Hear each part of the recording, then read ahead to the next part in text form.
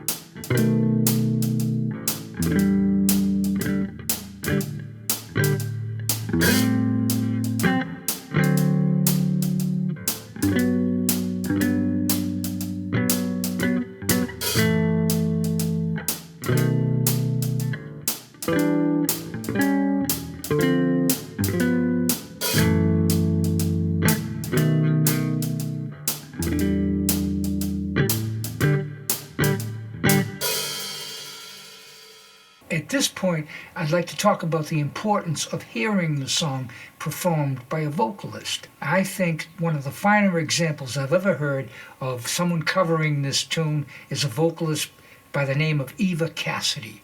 I'll put a link to this recording that Eva did in the comment section below.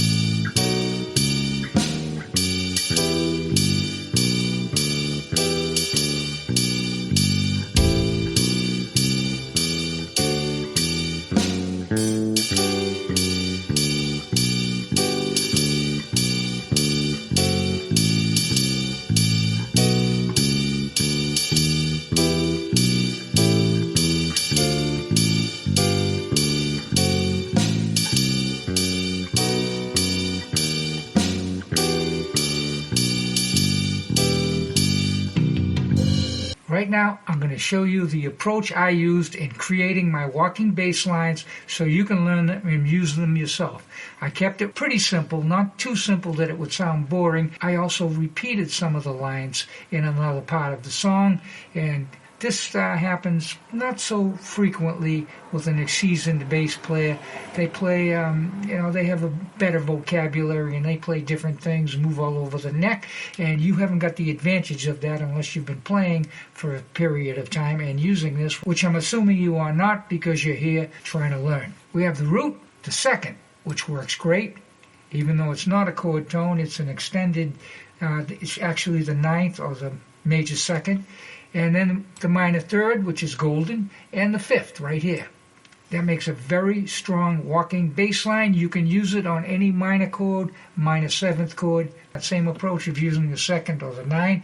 Once again, it works famously. You'll never have a problem. It'll always sound great unless you use it on the first note of the measure. And we have the third, the F sharp, and we have the A. Actually, it's just a major triad with a major second included. I'd like to point out that because it's a seventh chord, you don't have to use all of the arpeggiated notes. You can use part of them. Of course, if you use the seventh, it adds a little more color. I'll show you some lines that do use the seventh further down in the song. This is a descending G major 7 arpeggio. So you have a G, you have your major seventh, F sharp, you have your fifth, the D, and you have a third, the B. On the C major seventh, we go down to the third, which would be the open E. Then we start ascending again, and we go up to the G. And then we hit the major 7, which is the B. Now we're at the F sharp minor 7, flat 5 right here, and we start with the root. Then we go to the flat 7, and then the root again. And now the flat 5. Little different approach on this one. We're using chord tones. The root, flat 7, root again, and then flat 5. Notice we're not using the third. That's okay. Once again, we're outlining the chord. That's our job. We don't have to be committed to hitting every chord tone in the chord. B7, root, something different. We go to the root for the second time, an octave higher. Then the flat 7 and the 5. Seventh measure of the A section, E minor. I want you to notice we start with a root and then we go down again to the root. The same thing as I did over here with the B, except I reversed it. These little subtle differences keep it from sounding repetitive, believe it or not. This is the complexity of creating a beautiful walking bass line, to make subtle differences so it sounds different all the time. It really is the same, basically, an octave, playing a root and a root octave apart. But this time, upside down, or right side up, whichever way you're coming from.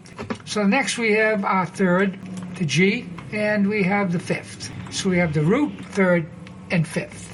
8th measure, first A section. Speaking in those terms, 8th measure of the first repeat is something you can communicate with other musicians to. They know exactly where you are if you point out the measure you are and what part of the form.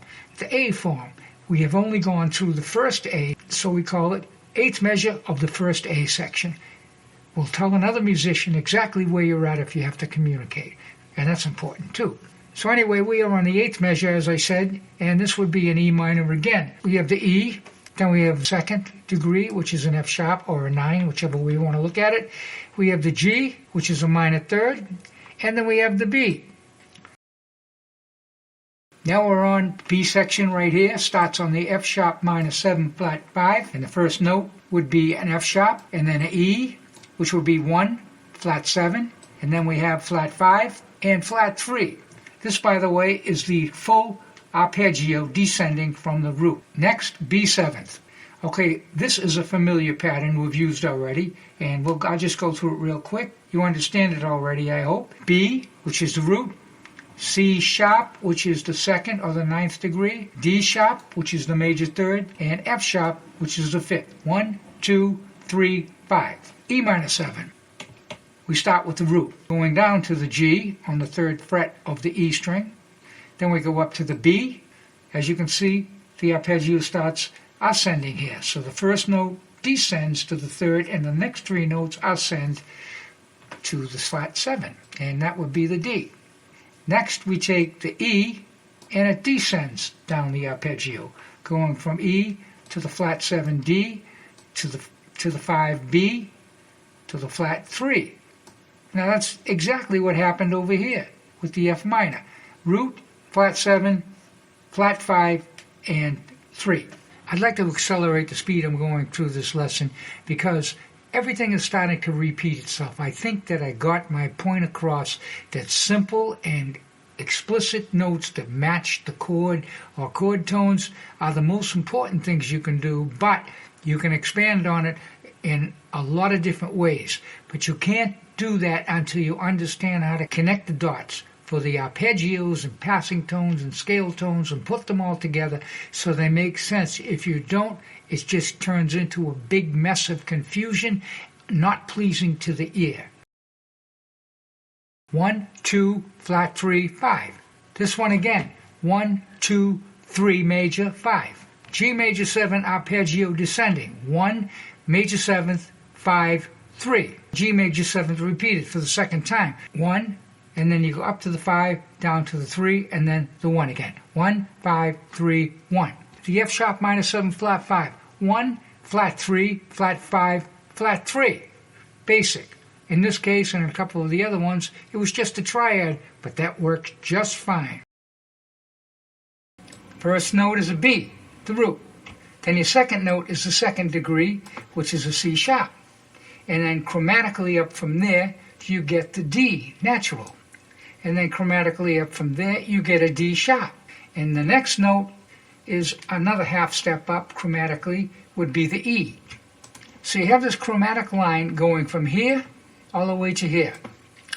Chromatically up, C sharp, D, D sharp, E. And it makes a great line. Let me illustrate with my bass.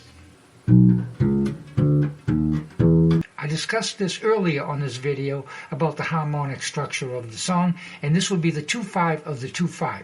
How I approach this is simple. I just use root and fifth. I discussed this earlier on this video about the harmonic structure of the song, and this would be the 2-5 of the 2-5. How I approach this is simple. I just use root and fifth. However, I'm going to do a little alteration to it to make it interesting. I'm going to play the root of E minor, which is an E, to the fifth, go down to the fifth, Then I go to the A, 7th chord, and I play the root, and I go up to the 5th, which is an A to an E. Then, when I get to the D minor, I do the same thing over again. I take the D, which is the root, and go down to the 5th, which is the A. Then when I get to the G, I play the root, and I go up to the 5th. This makes a really nice sound, just the movement of the root and 5th motion, and you could play it linear lines using thirds and things like that, but you haven't got really enough time because you only have 2 beats for each chord. So this really works nicely. And another even easier way, which works nice too, is just simply play the root twice. There's so much happening that to simplify it kind of works just as well. But I like the root and 5th. You get more motion and it's really more interesting. We are now on the last 4 measures of the B section. On the F sharp minor 7 flat 5 chord, I play the root, I play the flat 3, I play the flat 5, and I'm skipping the flat 7 and going right to the root again. Why would I do that when there's a flat 7? Like I explained before, you don't have to use every available note. What you want is a line that's always changing. That is the most interesting way to play walking bass lines. So I just left it out. Next is the B7. And on this, I kept it simple again. I used only the triad. A B, the root, an F sharp, the 5th, a D sharp, the 3rd, back to the F sharp, the 5th. Very simple. 1, 5, 3, 5. E minor. I simply went down the arpeggio, played all the notes. I didn't leave the 7th out this time. A root, going down to the flat 7. An E to a D. Then the 5th, a B, and then the G, which is the 3rd. So we root, flat 7, 5th, and 3rd, going down the arpeggio, playing all the notes.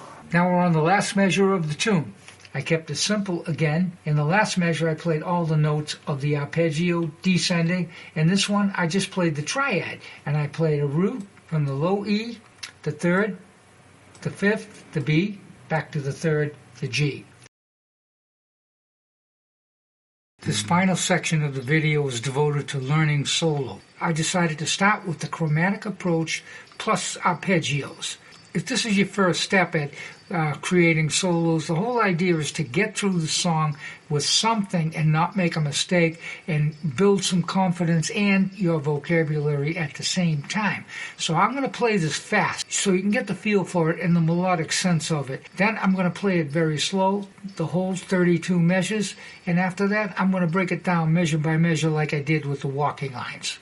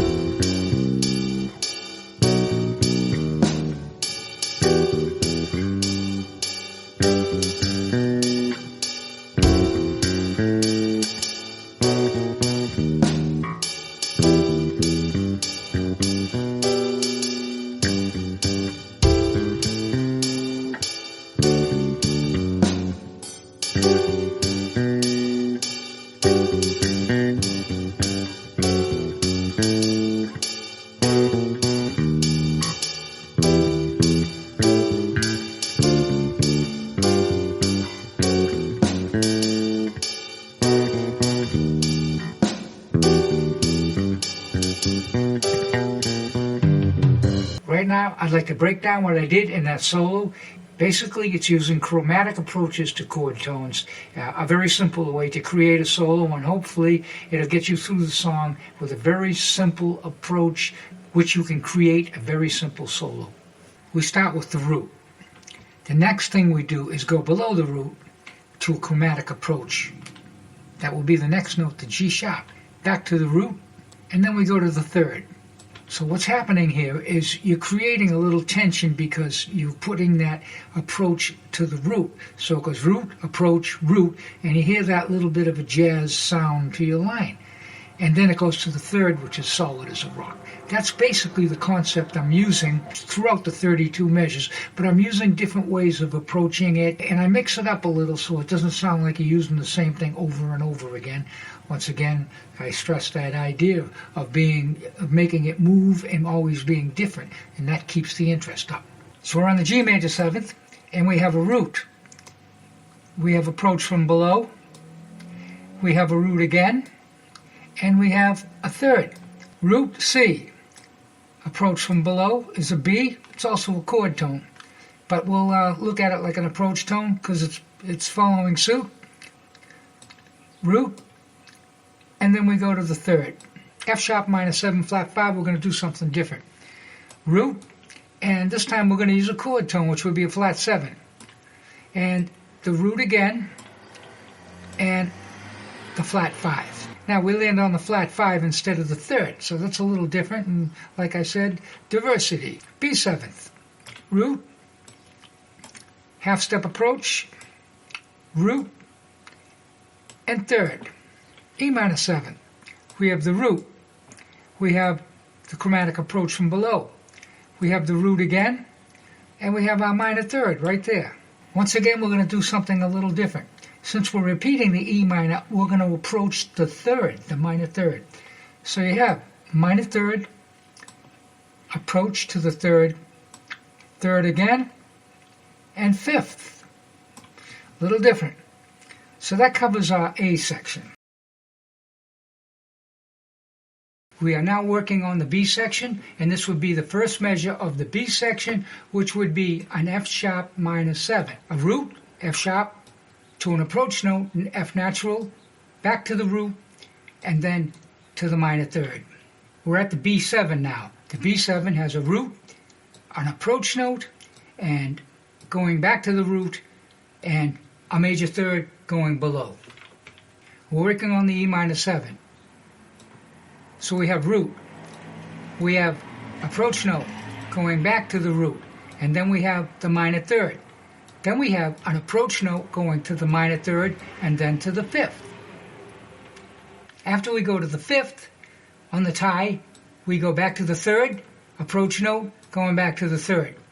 And this makes a 2-bar phrase, which is really nice, as a real nice variation as we're going through, because a lot of the stuff is repeating more than I'd like it to be, but I want to make it sound a little more original, and I would believe that really might have helped. A minor 7. We have A, approach note, going back to A, and then we have a minor third. The D7. We have a D, approach note, going back to the D, to the major third. G major 7. We have a root. We have an approach note going back to the root, and then we're going up to the third. G major 7 again, we made a slight rhythmical change to keep it interesting. We have the root. We have an approach note going back to the root, and then we have the third. Then we repeat the root, approach note, back to the root, just to make it a full measure and some rhythmical variant. F sharp minor 7 flat 5. We have the root. We have the approach going back to the root to the minor third. B7. We have the B, which is the root, to the approach note, going back to the root and down to the major third. On this we have the 2-5 of the 2-5 turnaround, which I explained when I was outlining the harmony. And we have an E minor 7, and we play a root and then an approach note back to the root. To the A7, do the same thing. We play a root with an approach note going back to the root. Then the second 2-5. We have a D minor 7 root going to an approach note, going back to the root, and we have a G for the G7th, an approach note going back to the root. F sharp minor 7 flat 5. We have a root. We have an approach note going back to the root to the minor third. We've used that one before. B7. We have the root, approach note, going back to the root, and we go down to the major third. This will be the next to the last measure on the B section. And we have an E minor 7. This is the root, and this is a chromatic approach going back to the root, and then we have the minor third. We also have an 8th rest, which we haven't seen. This would be an F sharp, which is a chromatic approach back to the 3rd, and then we have the 5th. The last measure is also an E minor, but we made some small alterations here to make it more interesting. First of all, we have a rest on beat 1, then there's a 5th on the F beat of the 1, and then a chromatic approach going back to the 5th, then a 3rd, a minor 3rd, and then a chromatic approach going to the minor 3rd. This completes our solos on the B section. I hope you like this. If you like some jazz, come back again and subscribe. Hit the bell to be notified of all the new videos yet to come. Like and comment. Also, visit my Patreon page. You can download all the study materials you see here, including the play-alongs, the notes and tabs, and the sheets. Thanks for coming by. Hope to see you again.